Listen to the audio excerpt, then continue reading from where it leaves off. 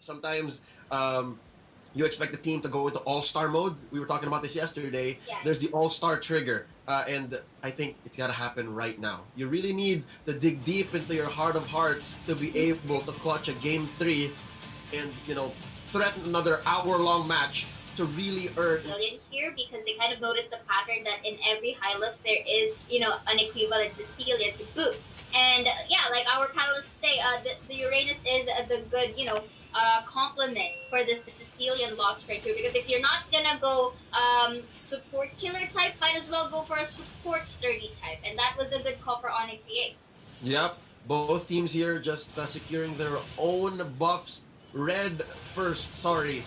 Forgive me, it's orange first for ONIC PH and purple for BREN. Little skirmish down bottom, Coco versus Dilar. And they're going to have to let go here and disengage. But there's one thing I need to note here, Saya. It's actually Venus on the Kaja and Jay on the Hylos. So we're usually seeing, or we're usually going to expect that in a championship caliber matchup like this, you're going to put Jay on the Kaja. He's known as Kaj. That's a championship winning Kaja. But I think now I kind of want to see Venus on this Kaja even more to even. Yes. I don't know. I Well. want to see him cement the character development because if you'll remember in season 4, he was on the Kaja when they lost those when they lost those history-making games, right? Those replays in my mind, they keep on playing during the season 4 grand finals, and it was Venus on the Kaja just ever so desperately clearing minion waves, and then we see the camera shift from Sunspark's base to theirs, and you know what? I think this is redemption.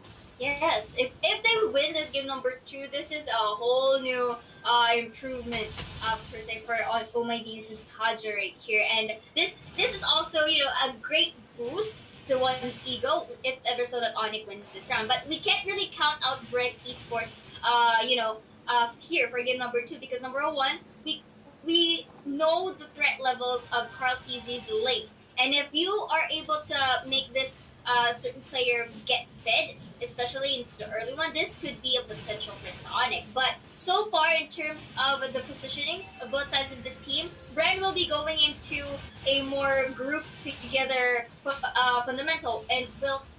I think the same thing for ONIC PH, going in for 3 men here onto the middle side. Okay, so Farsa here, just checking them, harassing, and just going for some pokes. Meanwhile, on top side though, Jawhead just really good job at pushing there. Yes, I feel like if anything, it's BREN Esports who's setting the pace, and they're very defensive. ONIC tempering their aggression here. I'm pretty sure if they really wanted to, Venus can just go ahead and flicker in, pull somebody off, and there you go. He did on to Few. No more armor for Few, and I think it's going to be first blood right here, ladies and gentlemen. Check it out. Flicker in by Yaknu. Missing out on the smart missiles. It's on cooldown. Turtle here by Link. How does he take it out? And the reverse engagement. The counter here by BREN Esports. The threat is real, but Jay dropping down the glorious pathway the right way. You see how he put that in? It was literally as a blockade for BREN Esports to disengage. That was, yes, but also that is good reflexes for the side of ONIC PH, knowing that the X-Borg is already, onto the middle side, and they kind of had a hunch already that the turtle, the members of BREN Esports are in the turtle, so it was best that they could have backed away. But going back right here, though, look at this. They are getting resources for the lane and forces Uranus to just really tower hunt. Yeah, that, you know what, looking back now, in hindsight, there are like dozens of ways that could have gone wrong, but here we go. How about round 2? Few finally gonna go down. There's the pull once more. Wise gets first blood, and if it doesn't work the first time, do it again. And now ONIC has done just that. Now they're gonna convert into a turret, but Ribo not gonna allow them to do just that. Feathered airstrike to clear the minion waves and push back the ONIC onslaught. Meanwhile, in mid, it's Jay gonna keep the pressure on and clear minion waves, but Kaltizi here, not gonna let him have his way just yet. You know what? I just got a note. Remember in our studies, and if you guys are watching at home, you can look at the videos, you can look at the replays. This is exactly how Venus moves all the time. Just regardless of what hero he's on, he's just always gonna move in a figure 8 around the river. Very mobile and very roaming for the Oh My Venus river. Speaking of that, looks like there will be the ejector, and the Tempest of Blades will be having a pick off there, killing off Oh My Venus, and that is a good pick-off done by Carl TZ.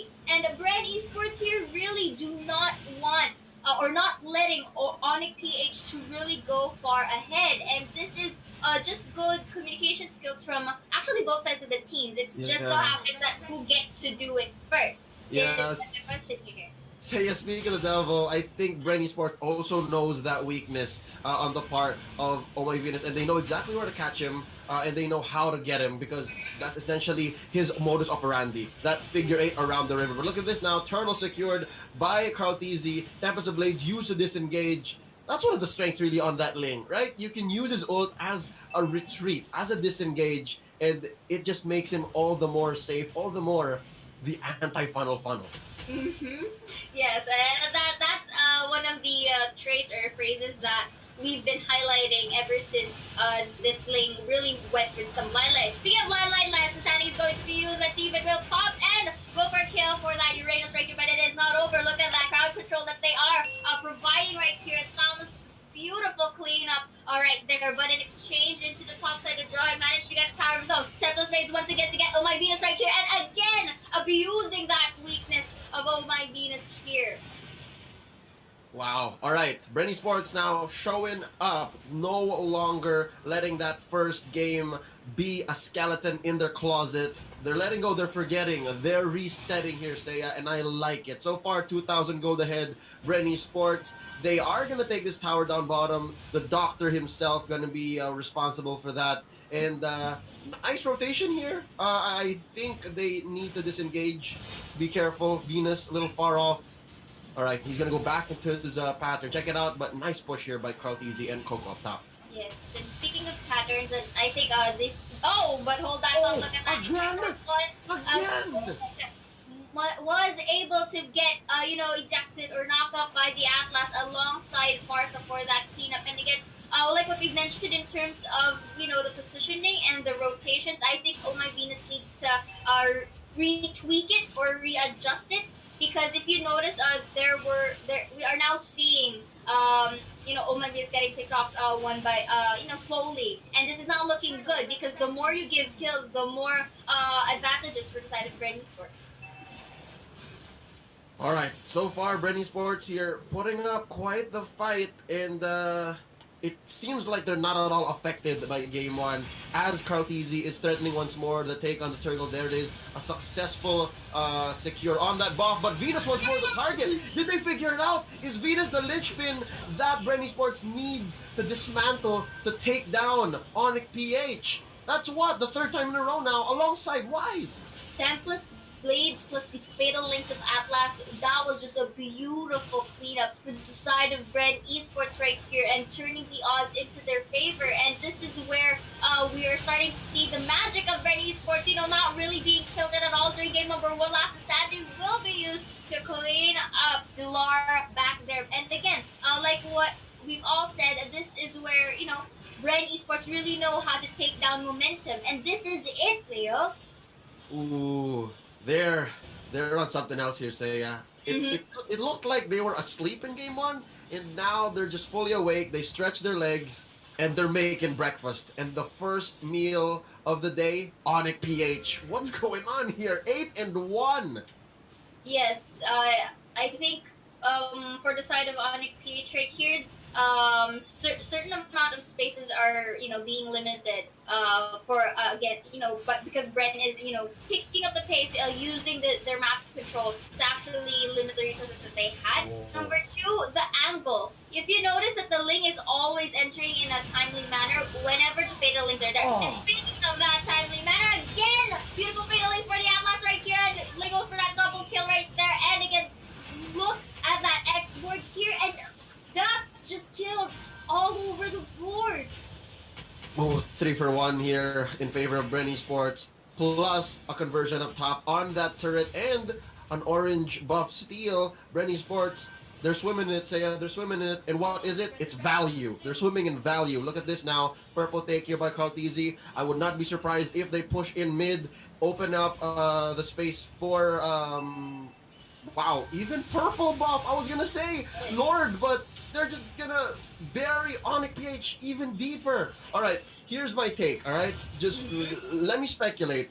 BREN eSports, they know that the fulcrum of this whole this whole Rube Goldberg machine, the head of the operations, the El Profesor, if you will, if you guys are a fan of that show, is Oh My Venus, and they know that if in any chance they tilt Oh My Venus, if they take away the head of communications, the whole situation just crumbles Yes. underneath them for ONIC PH, and so far they've been successful. I can only speculate. We can only see what the game is looking like in the map, but what is it like on the ground? What is it like? Because so far it looked like ONIC, as aggressive as they were, as dominant as they were in game one, now they're just stuck in their base. This is crazy, the turnaround.